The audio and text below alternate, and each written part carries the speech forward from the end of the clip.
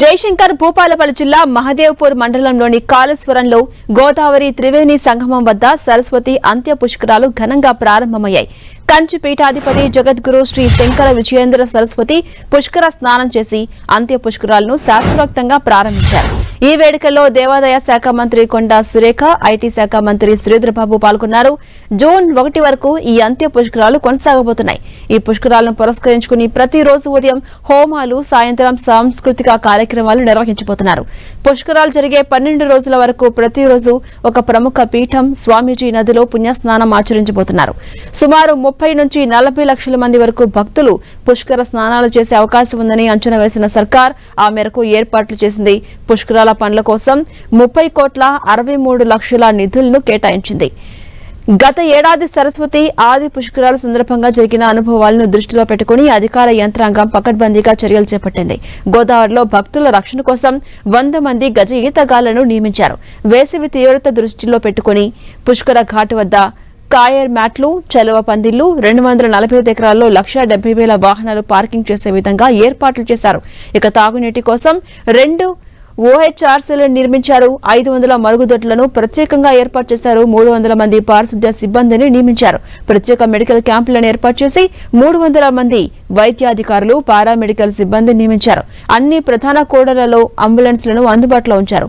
ఇక ట్రాఫిక్ సమస్య లేకుండా 1 వే ఏర్పాటు చేశారు. సరస్వతి అంత్య పుష్కరాలను భక్తి శ్రద్ధలతో జరుపుకోవాలని తెలంగాణ ముఖ్యమంత్రి రేవంత్ రెడ్డి పిలుపునిచ్చారు.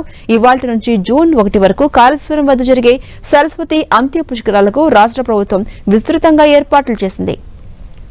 ఇక పుష్కర స్నానం ఆచరించేందుకు తరలివచ్చే భక్తులు ఎటువంటి ఇబ్బందులు పడకుండా ఉండేందుకు చూడాలని సీఎం అధికారులను ఆదేశించారు.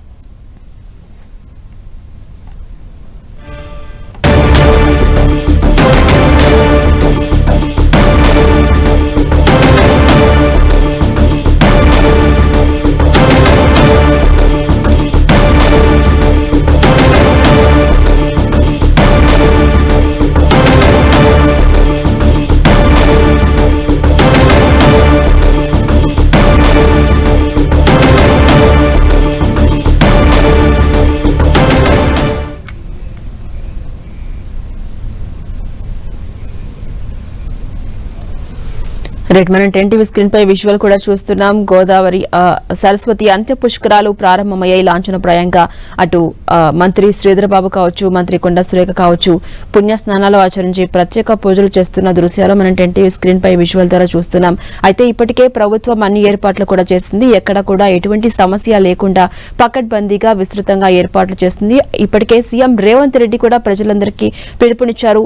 భక్తి శ్రద్ధలతో పుష్కరాన్ని జరుపుకోవాలి, పుణ్యస్నానాలు ఆచరించి ప్రత్యేక పూజలు జరుపుకోవాలని పుష్కరాలను పిలుపునిచ్చిన నేపథ్యంలో అటు అధికారులు కూడా అన్ని విధాల ఏర్పాట్లు చేశారు. భక్తులంతా కూడా ఈసారి అధిక సంఖ్యలో తరలివచ్చే అవకాశం ఉన్న నేపథ్యంలో ఎక్కడికక్కడ పకడ్బందీగా ఏర్పాట్లు చేశారు, చర్యలు తీసుకున్నారు. అటు గజ ఈతగాళ్లను నియమించడం కానివ్వండి, క్యాంపులను ఏర్పాటు చేయడం, చలువ పందిళ్లు ఏర్పాటు చేయడం, ఇలా పార్కింగ్ విషయంలో కావచ్చు, ఇలా ప్రతి ఒక్క విషయంలో అడుగడుగున ప్రత్యేక ఫోకస్ పెట్టి భక్తుల భద్రత దృష్ట్యా ఏర్పాట్లు చేయడం జరిగింది. అయితే ఈసారి ప్రతిసారి కంటే ఎక్కువ మంది భక్తులు తరలి వచ్చే అవకాశం ఉంది. 20 నుంచి 30 లక్షల మంది భక్తులు వచ్చే అవకాశం ఉంది.